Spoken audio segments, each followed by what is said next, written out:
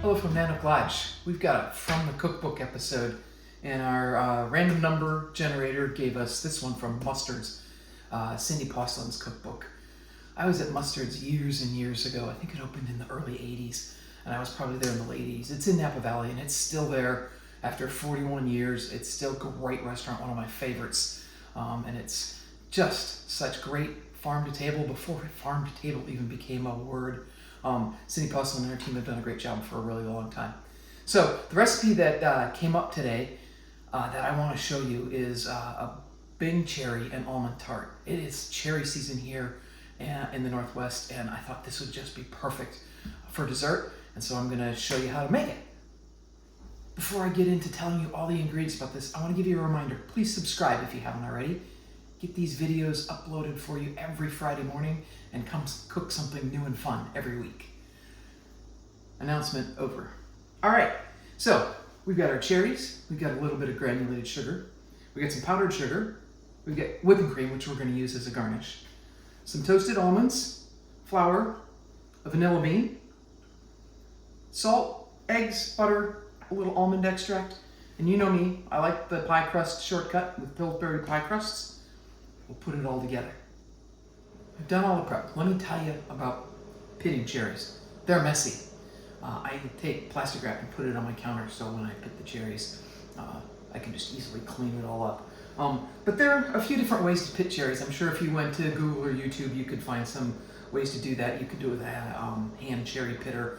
You can do it, some people say do it with a chopstick. Some people say cut them in half and then you can remove the pit, which is easy.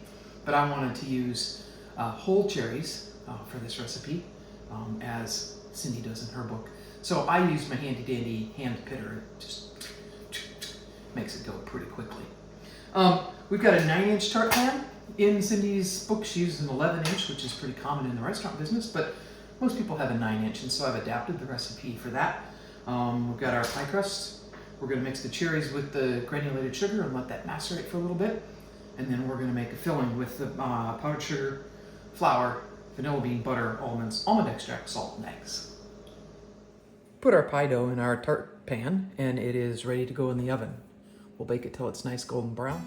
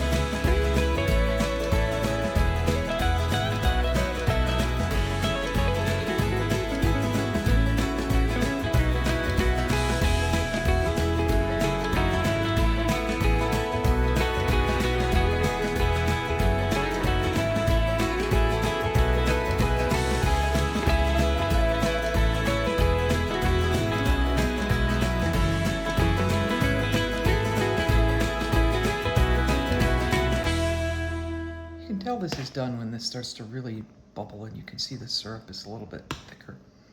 And then I press against the pan the cherries and you can see they're soft. So I'm going to call that done and we'll take it off the heat. Got our beautiful cherry tart here out of the oven, ready to go. The cherries sunk a little bit and that's exactly what's supposed to happen. Don't worry about that. Looks great. We've got our cherry sauce here, just a little syrupy, which is delicious on all of this. We had to whip some cream. So thanks for sticking with me and watching this episode of From a Cookbook featuring Mustard's Girl by Cindy Pawlcyn.